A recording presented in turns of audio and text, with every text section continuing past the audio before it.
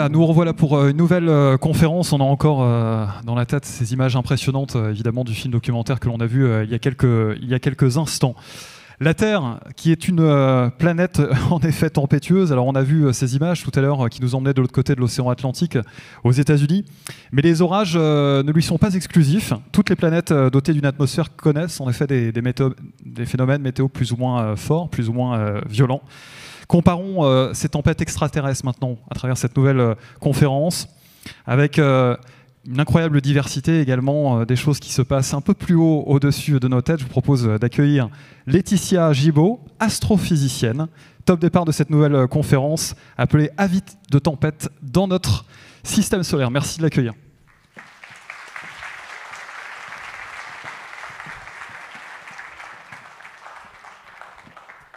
Bonjour à tous. Je suis ravie de vous voir tous réunis ici et puis je vais vous emmener un petit peu plus haut. On va s'éloigner et puis je vous demande d'attacher vos ceintures parce qu'on décale tout de suite. Donc allons-y. La Terre, ouais, c'est merveilleux, hein, on a plein de choses qui s'y passent. Et puis ici, sur cette image du satellite GEOS, on voit un joli train d'ouragan. Et puis c'est sympa à voir, et on va voir que sur d'autres planètes, on a ce phénomène similaire. Et puis pourquoi est-ce qu'on a cette diversité météorologique sur cette planète? Eh bien parce qu'on a de l'eau déjà, on a une vitesse de rotation qui lui est propre, on a une certaine distance par rapport au Soleil, on a également une dynamique atmosphérique qui est particulière, on a du relief.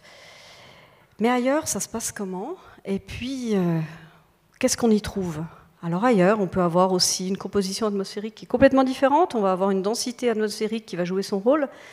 Parfois, une absence de surface solide, et on verra que c'est super important. Alors, allons voir. On va cheminer, on va aller se balader un petit peu dans ce système solaire. Et puis, on ne va pas tout présenter, parce que je pense que je vous garderai presque 2 jours. Donc, on va simplement cheminer et puis on va s'arrêter sur certaines planètes. Je suis allée trop vite. Et puis, on va aller voir, par exemple, Mars. Et puis, je pense qu'on irait faire un tour sur Saturne, sur Jupiter. On va aller voir ça vite fait, ce qui se passe. On va commencer par les planètes à atmosphère ténue. Et il y en a plusieurs. Il y a des choses intéressantes sur Pluton, mais on va se concentrer sur Mars. Et Mars, elle est super intéressante. Hein. Elle a été volcanique, elle a beaucoup ressemblé à la Terre, mais il y a eu des petites choses qui se sont produites. Et elle a perdu son champ magnétique. Et la proximité du Soleil fait qu'avec le vent solaire et un bouclier en moins, on a maintenant une atmosphère qui est 60 fois moins dense que celle de la Terre. Et ça a un rôle vraiment important. On verra aussi qu'elle ne peut pas garder cette énergie qui est reçue du Soleil, et ça a un rôle crucial. Alors, je suis allée trop vite. Voilà. Sur Mars, on a des phénomènes tourbillonnaires. Ce ne sont pas des tornades, c'est ce qu'on appelle les diables de poussière, ou alors on peut les appeler aussi, en version anglaise, les Dust Devils. Et ces diables de poussière, vous les connaissez tous, je pense. Vous en avez observé l'été, quand il fait chaud, dans ces champs. On voit ces tourbillons qui s'élèvent, plus ou moins poussiéreux. Ici, c'était dans la région je crois que c'était Dijon, si je me rappelle bien. On en a un joli petit, pas très imposant. Ici, un petit peu plus imposant. Et en fait, ici, Mars Opportunity, le rover Opportunity, a capturé ce magnifique Dust Devil. La particularité ici, c'est que ces diables de poussière atteignent des altitudes assez importantes, qui atteignent plus de 10 km. Alors en voilà quelques-uns capturés par différents rovers. Et on voit clairement ces petits diables, ces petits tourbillons évoluer. On en voit un joli ici avec une capture d'écran ici. Et ici, on l'a estimé à peu près 50 mètres, mais il y a des Dust Devils qui atteignent vraiment des altitudes, enfin vraiment des hauteurs assez impressionnantes. Donc parfois, on a des surprises avec nos rovers sur place, avec Curiosity, Opportunity, Et il y en a quelques-uns qui ont enregistré des baisses de pression, c'est une signature caractéristique. Il y en a qui ont été recouverts aussi, mais pas que. On voit ici, depuis l'espace, avec 2 sondes, on a ici Mars Global Surveyor, qui a enregistré, qui a photographié plusieurs de ces diables de poussière. Et puis ici, avec une autre sonde, Mars Reconnaissance Orbiter, et on voit clairement ce tourbillon qui a été évalué à plus de 10 km de hauteur. On voit son ombre.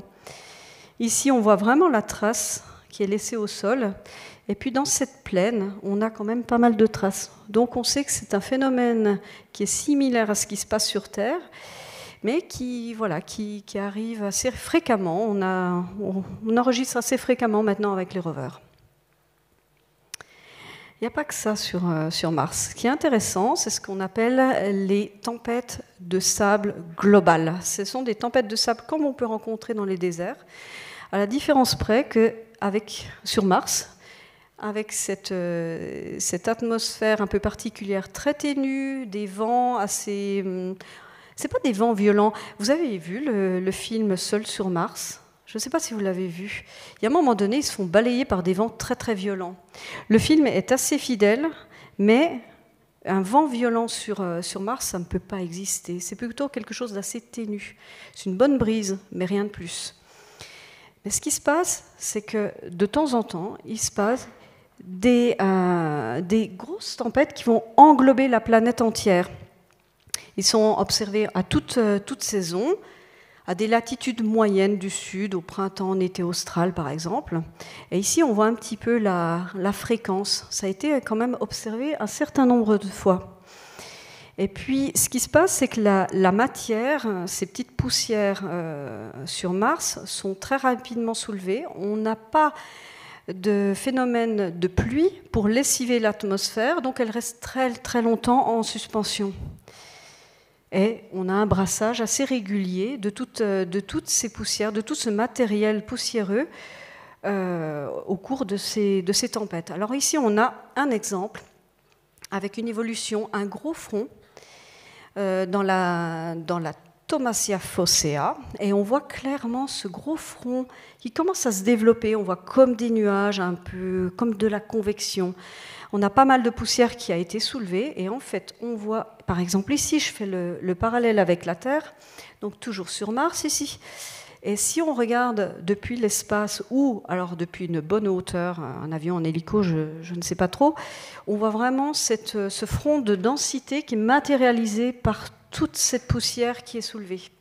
Donc ici, on voit vraiment la convection, on voit ces nuages convectifs, et toute cette poussière qui va être soulevée, et puis qui va venir brasser tout le monde, et puis recouvrir un petit peu tout ce qui s'y trouve. Et je vous ai préparé, par exemple, la tempête de 2001. On voit qu'en juin, cette partie-là a commencé à avoir cette apparence un peu brumeuse, un peu chaotique, un petit peu soulevée. On n'a plus ces reliefs qu'on pouvait voir avant. Donc ça, c'était au mois de juin 2001. Et puis, un mois après, on voit que ça a tout recouvert. Alors, on distingue toujours cette partie d'où a été générée cette tempête. Et on voit qu'avec la configuration particulière de Mars, donc cette atmosphère très ténue, l'absence de précipitations, etc., les poussières restent très longtemps dans l'atmosphère. Donc une tempête peut se développer en quelques semaines, mais elle va décroître en plusieurs mois. Et puis voilà, par exemple, aussi ce qui peut arriver, parce que quand on a ce type de tempête, on peut avoir un problème avec les rovers qui sont sur place. Et ça a été le cas, par exemple, de Opportunity, notamment en 2018. Ici, vous avez un graphique qui représente donc l'opacité en fonction, on va dire, de la saison, parce que la saison sur Mars, elle va être, on va la définir par la position du Soleil dans le ciel de Mars, enregistrée par les rovers. Et Opportunity, qui se trouvait ici sur cette mosaïque, a enregistré en 2018 une tempête qui a, on va dire, qui a eu une croissance extrêmement rapide, extrêmement soudaine. Donc là, on a les années martiennes, parce qu'évidemment, ce n'est pas la même chose que sur Terre. Hein. Une année martienne, c'est 2 ans terrestres. Et on a cette croissance très rapide. Mais en 2007, par exemple, on a eu un phénomène un petit peu plus lent, une tempête qui s'est mise en place beaucoup plus lentement, qui n'a pas été aussi soudaine. Dans le cas de 2018, il y a eu quelques problèmes avec Opportunity qui notamment s'est retrouvé sous la poussière. Ça a généré quelques soucis évidemment, parce que vous imaginez bien qu'on utilise les panneaux solaires pour communiquer avec les rovers. Voilà ce qu'il en était pour Mars. On va aller un petit peu plus loin, on va aller voir ce qui se passe dans ces planètes géantes. Là, on a des atmosphères qui sont absolument denses, extrêmes. On a beaucoup de choses qui s'y passent. Et on va commencer par la plus grosse planète de notre système solaire, qui s'appelle Jupiter. Et je pense que vous en avez tous entendu parler. On la dessine souvent avec ses bandes, elle est très caractéristique, avec cet œil ici. Et la particularité de ces planètes géantes, c'est qu'elles ont une atmosphère qui est absolument dense. Elles n'ont pas de surface solide à proprement dit, c'est plutôt quelque chose qui va rester très liquide. On va avoir de l'hydrogène métallique, on n'a pas une surface comme notre planète. Donc c'est des centaines de kilomètres d'atmosphère, composée principalement d'hydrogène, d'hélium, et puis on a d'autres éléments qui sont particulièrement intéressants, notamment l'ammoniac qui permet d'expliquer certains phénomènes qui sont observés, notamment au cours des orages sur ces planètes. On a aussi du méthane et un petit peu d'eau. À température moyenne de moins 160 degrés en surface, mais à l'intérieur, plus on va s'enfoncer, plus on va arriver à des températures absolument colossales du type de 20 000 degrés, quelque chose comme ça. C'est magnifique, hein ? Ça a été pris par la sonde Juno. Donc j'ai toujours fait le parallèle avec la Terre. On voit ici nos trains d'ouragans. Et puis finalement, c'est un petit peu ce qu'on observe aussi sur cette planète géante. On a ces bandes avec des nuages de différentes compositions à différentes altitudes. C'est aussi pour ça qu'on a différentes couleurs. Et on a aussi ces structures, comme ici, comme ici. Et ça, c'est tout un petit peu... On pourrait faire le parallèle avec des ouragans. Donc, c'est des phénomènes tempétueux, type ouragan. Et on les retrouve un petit peu ici, comme ce train qu'on a ici sur Terre. Mais bon, évidemment, à plus grande échelle. Et puis l'iconique, la grande tache rouge, ce fameux œil sur Jupiter. Et c'est quoi ? Finalement, c'est un gros ouragan. Il a une particularité, c'est qu'il est observé depuis plusieurs siècles. On estime la première observation par l'astronome amateur allemand Samuel Schwabe. Et ça remonte à très loin. Et puis, à l'époque, on estimait son diamètre, on va dire son plus grand axe, pour être plus correct, à 3 fois la taille de la Terre, le diamètre terrestre. Actuellement, on est un petit peu moins de 2 diamètres terrestres. Donc ça veut dire que cet ouragan géant, ici on voit sur cette animation par la sonde Juno, finalement elle évolue. Elle change un petit peu de forme, elle change aussi un petit peu de couleur. Donc on a quelque chose qui n'est pas statique. Mais ceci dit, ça fait quand même quelques siècles qu'on l'observe. Et pourquoi est-ce qu'on l'observe ? Parce qu'on n'a pas cette surface solide comme on peut avoir sur Terre. Sur Terre, quand on a un ouragan qui se produit, on constate une chose. Quand il arrive sur Terre, il perd en intensité. Pourquoi ? Parce qu'il y a un phénomène de frottement, il y a un phénomène de friction, il y a tout un panel de phénomènes qui se produisent qui font que l'ouragan va perdre en intensité. Il n'aura plus aussi son carburant qui est l'océan, les surfaces chaudes de l'océan. Et sur Jupiter ou sur d'autres planètes géantes, notamment, on n'a pas ces phénomènes de ralentissement.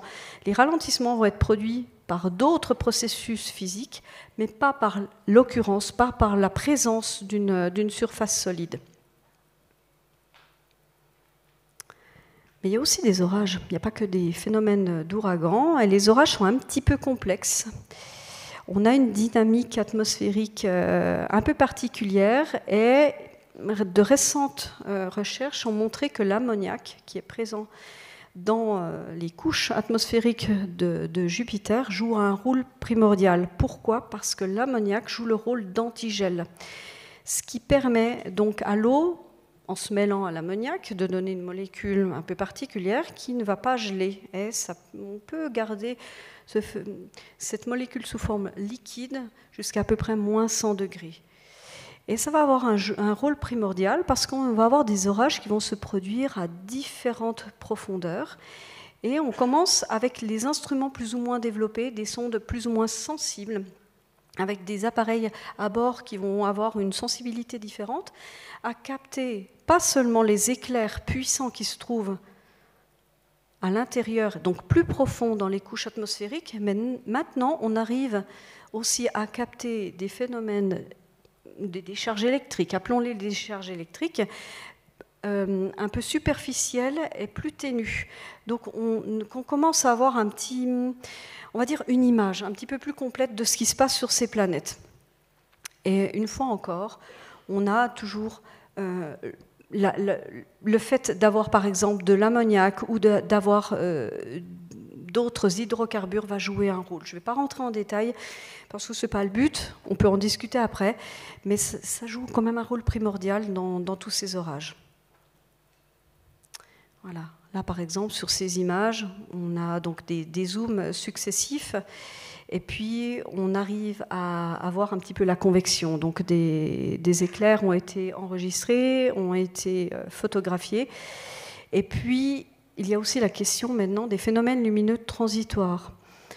Donc si vous ne savez pas ce que c'est, vous pouvez aller voir la conférence de Nicolas Escura à 18h. Il va expliquer ça de façon absolument magnifique. Et vous aurez toutes les infos. En gros, ce sont des phénomènes qui sont en réponse à des décharges électriques suffisamment puissantes. Donc on a une réponse à plus haute atmosphère. Et on suppose que sur Jupiter, apparemment, il y aurait ce genre de phénomène aussi. On le soupçonne. On observe aussi des aurores polaires sur Jupiter, sur Saturne. Donc on soupçonne aussi ce genre d'occurrence, par exemple. On ne serait pas surpris que ça arrive. On va aller voir le Seigneur des Anneaux. Des anneaux, mais pas que. Parce que Saturne, c'est un petit peu... j'ai envie de dire, s'il n'avait pas une atmosphère aussi chaotique pour nous, aussi invivable pour nous, ce serait quand même le bonheur pour un chasseur d'orages. Parce que les orages sur Saturne, ça dure longtemps. Ce n'est pas 20 minutes, ce n'est pas une demi-heure, ce n'est pas 3 heures. Ça va durer quelques mois. Un seul orage va durer quelques mois. Donc, de la même façon, Saturne, c'est une magnifique planète. Je pense que vous avez toujours vu des images. C'est une planète qui est extrêmement peu dense. Elle flotterait sur l'eau. Mais elle est aussi composée d'hélium, d'hydrogène, un petit peu d'ammoniac, de l'eau. Toutes ces petites choses qui sont intéressantes. Ah, j'ai oublié de montrer. Sur cette photo, on a aussi une belle aurore. Et puis Saturne, voilà, c'est notre Seigneur des Anneaux, mais c'est aussi une fabuleuse machine à orage. Les éclairs sont bien plus puissants que ceux observés sur Terre. On a de la convection extrêmement profonde. On va avoir des vents qui soufflent très très fort, et puis ça dure des mois. Donc, comme par exemple cet orage ici. On voit vraiment la zone turbulente, tout ce sillon turbulent. Mais ce qui est intéressant, c'est qu'on voit sur 2 zones. Donc en fait, il y a comme si elle avait déjà fait le tour. En fait, c'est le cas. Et je me suis concentrée, je voulais vous montrer un petit peu des images de la tempête de 2010-2011. Et puis, c'est ce qu'ils ont appelé la grande tache blanche. Alors, on ne s'est pas trop foulé avec les noms, hein. La grande tache rouge, la grande tache blanche, il y a aussi les taches sombres. Enfin, vous verrez, on ne s'est pas trop foulé. Mais c'est efficace, ça reste toujours efficace. Et puis, ça a affecté considérablement l'atmosphère, en tout cas dans cet hémisphère-là, en termes de température de composition, pendant plusieurs années. Et c'est ce qui est intéressant. Alors, il ne faut pas oublier qu'une année saturnienne, c'est presque 30 ans sur Terre. Donc, quand on dit que tous les ans on a un orage, il faut attendre 30 ans. sur Saturne. C'est aussi le problème. Donc finalement, c'est peut-être le bonheur pour un chasseur d'orage, mais il y a quand même quelques contraintes, comme dans tout en astro. Et si on revient sur cet orage, on voit ici l'évolution. Quand est-ce qu'elle a démarré? Et puis on voit au fil du temps, donc là par exemple on est en février, ici en avril, on voit toujours. Et puis en mai, on distingue comme deux bandes. Là on voit vraiment que ça a évolué, que ça a tourné, donc on a quand même une dynamique atmosphérique qui est importante. Et c'est un petit peu plus ténu au mois d'août, mais quand même, on voit toujours un petit peu ces sillons turbulents. Et ici, sur ce graphique, on voit un petit peu l'enregistrement. Au fil du temps, la turbulence, comment est-ce qu'elle a évolué. Et on voit vraiment cette extension le long de la planète. Alors si on zoome, donc ici, on a bien cette zone un petit peu turbulente. Donc on a fait le zoom sur cette partie la plus active. Et puis des éclairs auraient été observés, enregistrés dans ces zones-là. Donc on va dire de façon similaire à ce qui se passe sur Terre. On va avoir des zones très turbulentes, on va avoir forcément des frictions et on va avoir des occurrences de décharges électriques. Et puis ici, avec nos sondes, c'est sûr qu'avec la NASA on a de bonnes données. Et puis on a observation de ces zones ici avec des éclairs qui pourraient atteindre des distances de 300 km, mais ça reste très très aléatoire. On a des éclairs qui sont beaucoup plus longs que ça. Mais voilà, tous les petits flashs blancs que vous voyez ici, apparemment, on les a attribués à des décharges électriques. Et j'ai voulu faire un parallèle avec ce qui se passe sur Terre, parce qu'on dit, oui, ils sont ultra puissants. Sur Terre, on a quand même quelques champions. L'extension extrême d'un seul éclair, par exemple, c'est pas le plus long est ici. Un éclair a atteint 709 kilomètres d'extension, et c'était au Brésil en 2018. Ici, c'est vraiment le plus long, au Texas, Louisiane, Mississippi, aux États-Unis, il y a quelques années. C'est un éclair qui atteint quand même 768 km, c'est pas rien. Ça veut dire qu'on a quand même une extension qui est pas négligeable. Et puis en termes de durée, j'ai voulu aussi vous montrer, par exemple en Argentine, c'était en 2019, en termes de durée, un éclair qui s'est propagé sur plus de 16 secondes. Donc c'est pas rien. Donc sur Terre, on a quand même quelques phénomènes qui sont particulièrement marquants. Mais bon, c'est sûr qu'on ne va pas rivaliser avec une planète géante, mais on a quand même, on peut se défendre. Et puis ailleurs, ça se passe comment? Qu'est-ce qui se passe? Parce que je me suis attardée sur 3 planètes, sans rentrer trop dans les détails. C'est un peu une introduction, c'est pour vous montrer un petit peu ce qui se passe ailleurs. Mais il n'y a pas que ça. Si on se penche sur les planètes de glace, donc Uranus et Neptune, on va avoir aussi d'autres phénomènes. Et par exemple, ici, on va avoir un calme apparent, mais finalement, Uranus, elle a aussi ces systèmes cycloniques. En plus, elle a une rotation qui est pratiquement, l'axe est pratiquement horizontal, donc c'est une dynamique complètement différente. Et ça, c'est un rôle crucial, évidemment. Et puis Neptune, tout à l'heure, je vous parlais des noms, en fait, ici, on a les taches sombres. Voilà. Donc les fameuses tempêtes sombres qui ont été observées notamment par les sondes Voyager, et puis on les voit toujours. Après, il y a des petits nuages ici blancs. Je me rappelle d'une publication qui parlait de peut-être certains nuages de type lenticulaire. Alors c'est à vérifier, mais voilà, ça se défendait aussi. C'était un axe de recherche qui était vraiment intéressant. Donc on n'aurait pas simplement peut-être des phénomènes cycloniques, mais peut-être quelque chose d'un petit peu plus laminaire, des nuages qui sont liés au vent, parce qu'il ne faut pas oublier que ces planètes sont balayées par des vents absolument colossaux. Et quand on a des vents, par exemple, qui balayent dans des gros systèmes cycloniques qui font du 400 km/h en moyenne, qui peuvent atteindre du 600 km/h, Les ouragans les plus violents sur Terre dépassent rarement les 300 km/h. Donc là, on est quand même sur des échelles un petit peu différentes. Et puis, je n'ai pas parlé de Vénus. Mais Vénus, c'est super intéressant. C'est un petit peu la jumelle de la Terre, mais en termes d'atmosphère, on est sur quelque chose de complètement différent. Sur Vénus, c'est un petit peu l'enfer. L'effet de serre est absolument colossal. On a des températures énormes. Et puis, on a des phénomènes, on soupçonne des phénomènes orageux. Il se trouve qu'ont été enregistrés des sons un petit peu particuliers, ce qu'on appelle en anglais les whistles. Ces sons un peu particuliers, notamment dans les ondes radio, sont une signature, en tout cas sur Terre, d'éclairs, donc de décharges électriques. Ils sont liés à ces phénomènes-là.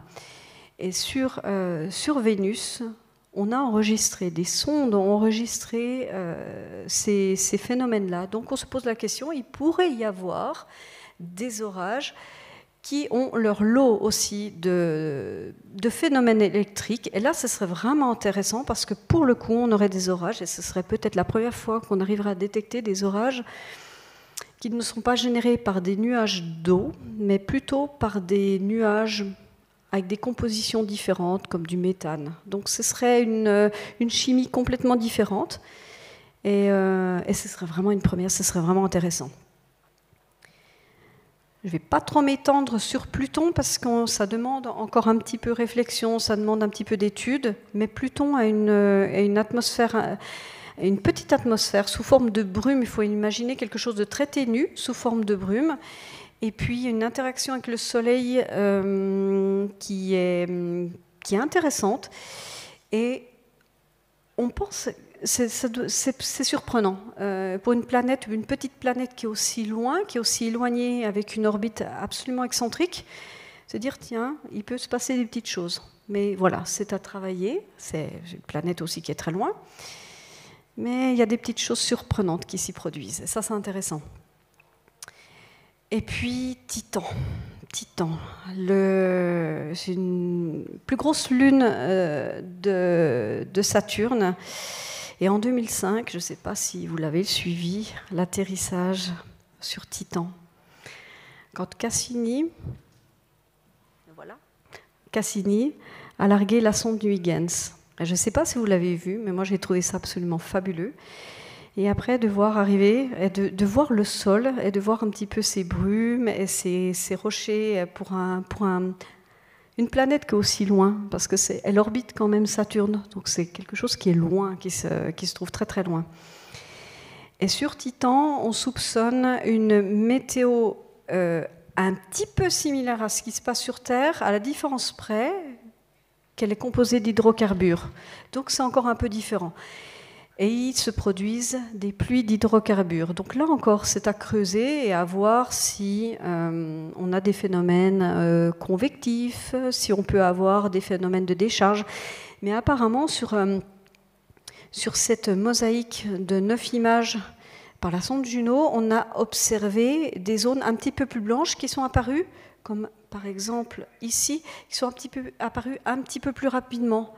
Donc quelque chose un petit peu plus explosif. Et ça nous fait penser à de la convection. Donc ça, c'est encore à creuser, évidemment. Donc finalement, on en retient quoi de tout ça? On en retient qu'on a des tempêtes totalement hétérogènes. Et c'est ce qui est génial, parce qu'en planétologie, ce qui est intéressant, c'est de faire le parallèle entre ce qu'on connaît sur Terre pour essayer d'expliquer ce qu'il y a sur d'autres planètes, et puis finalement, on observe des choses sur d'autres planètes, puis on se dit « Ah, bah tiens, ça pourrait expliquer ça sur Terre. » Donc c'est ce qui est intéressant. C'est une science comparative, la planétologie. Je ne travaille pas du tout là-dedans, mais je m'y intéresse beaucoup. Et c'est vraiment, vraiment chouette de pouvoir faire un parallèle et de petit à petit assembler des pièces de puzzle. Donc on en retient quoi? On en retient qu'on a des phénomènes météorologiques et des tempêtes totalement hétérogènes qui sont liés à quoi? Pourquoi on a cette hétérogénéité? Déjà, le flux solaire. On a des planètes qui sont plus ou moins proches du Soleil. Ça va jouer un rôle. Donc forcément, la température. La composition atmosphérique. Est-ce qu'on a de l'eau ou pas? Est-ce qu'on a de l'ammoniac ou pas? Est-ce qu'on a d'autres composés chimiques? L'énergie interne. Oui, parce qu'on a des planètes comme Saturne et Jupiter. La météorologie est liée aussi à son énergie interne. Le fait d'avoir une planète qui est encore très très chaude, on l'a vu, moins 160 degrés en surface, 20 000 degrés en plus en profondeur. Et ça a un rôle important. La rotation également. On va avoir différents actes de rotation, or des rotations plus ou moins lentes. Et tout ça vont faire qu'on a cette hétérogénéité, cette richesse de phénomènes météorologiques. Et puis en fait, je finirai juste par une petite question. Et si notre météo un jour était aussi extrême? Alors peut-être pas aussi extrême que Saturne, que Jupiter par exemple, mais est-ce que si un jour on avait quelque chose de plus extrême, on le voit avec le changement climatique. On voit des phénomènes qui sont ponctuellement plus importants, qui vont être ponctuellement plus destructeurs aussi. Et puis ça, c'est le rôle de l'humain. Mais notre planète évolue aussi, elle se refroidit. Je parlais tout à l'heure d'énergie interne, on a un changement. Notre planète est une planète vivante, mais elle évolue. Donc qu'est-ce qui va se passer ensuite? Peut-être pas aussi violemment que sur Mars, qui a perdu son champ magnétique, qui est quand même, rappelons-le, un bouclier. Et puis il y a eu phénomène d'érosion par le vent solaire. Mais quand même, voilà. Donc j'ai simplement terminé par cette question. Je vous remercie.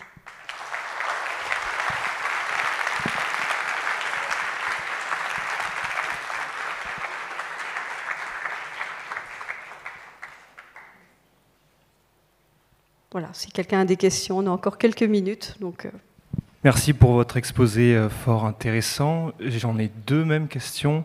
La première, c'est comment des planètes qui sont aussi éloignées du Soleil, donc comme Neptune et Uranus, qui sont glacées, donc qui ont une température de surface faible, des températures internes sûrement faibles aussi, enfin j'imagine, peut-être pas. Comment elles peuvent avoir suffisamment d'énergie pour pouvoir provoquer des vents aussi violents en surface? Ça, c'est ma première question. Et la seconde, c'est pourquoi certaines personnalités sur notre monde, des personnalités fantasques, peuvent avoir certaines velléités d'aller sur Mars, sachant que c'est une planète qui a l'air un petit peu inhabitable au vu de son atmosphère ténue et de son manque de champ magnétique. Pourquoi ces personnes-là pourraient avoir envie d'aller coloniser cette planète? Oui, deux bonnes questions. La première... Le rôle même le cœur même des planètes de glace sont des planètes qui ont une énergie interne qui reste puissante. Donc on imagine, à l'image de Saturne et Jupiter, à vérifier, que plus on va s'enfoncer dans les strates atmosphériques, plus on va atteindre des températures importantes, parce qu'elles ont quand même un cœur, fer, nickel, on a quand même de l'hydrogène métallique, qui va jouer un rôle. Donc on a toujours une énergie interne qui est suffisante pour générer ces phénomènes météorologiques. Ça, c'est l'idée qui en ressort. Après, on a aussi Uranus, par exemple, avec sa rotation un petit peu particulière, son axe de rotation bien particulier. Des rotations... Je n'ai pas mentionné ça, mais par exemple, plus proche... Vénus, il a été observé une super rotation de son atmosphère. Ça veut dire que l'atmosphère de Vénus tourne plus vite que la planète. Ça, c'est encore à élucider. Sur les planètes géantes, c'est principalement, je dirais, l'énergie interne. Une fois encore, je pense qu'il faudrait peut-être recreuser les dernières publications pour en être certain, mais c'est ce qu'il en ressortait, en tout cas. Et la deuxième question, alors oui, je pense que l'être humain est mu par la curiosité. Moi, je suis la première à vouloir savoir ce qui se passe sur Mars, hein, j'irai pas, mais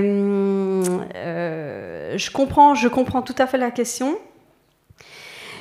Une fois sur place, ce qui peut être intéressant, c'est d'étudier la planète, mais je comprends parfaitement que de dégager autant de fonds, autant de moyens, autant d'énergie, pour une planète où il faudrait vraiment, pour adapter la vie humaine, il y aurait tout à faire. Je veux dire, il n'y a pas d'atmosphère qui permette d'y vivre. On a une gravité qui est bien inférieure à celle de la Terre. Ça joue un rôle. Hein. Rien qu'en envoyant une sonde, on n'a pas les mêmes. On est obligé de développer des systèmes pour freiner parce qu'on n'a pas le frottement de l'atmosphère, par exemple. Donc oui, effectivement. Mais voilà, on est mu par une curiosité. Et je comprends les gens qui veuillent vraiment développer ce type de... on va dire, déployer ce type d'énergie pour aller voir ce qui se passe ailleurs. Voilà, je comprends c'est un petit peu à double tranchant. Je comprends tout à fait la réflexion. Ouais, ouais. Hop, me revoilà juste derrière toi, Laetitia. Merci beaucoup pour cette conférence. Et Merci. On peut te retrouver dans la salle des expositions. Oui, dans la salle d'exposition. Avec de magnifiques On pourra clichés. poursuivre les discussions. Merci Voilà. beaucoup. Merci encore Laetitia Gibaud, astrophysicienne. Et merci à vous encore d'être toutes là et tous là sur l'heure du midi. On va évoquer dans quelques instants un sujet très sérieux, c'est la grêle. Est-ce que l'on peut s'en prémunir, notamment en ce qui concerne l'agriculture, chaque année touchée par ces ravages? On en reparle dans quelques minutes avec nos invités.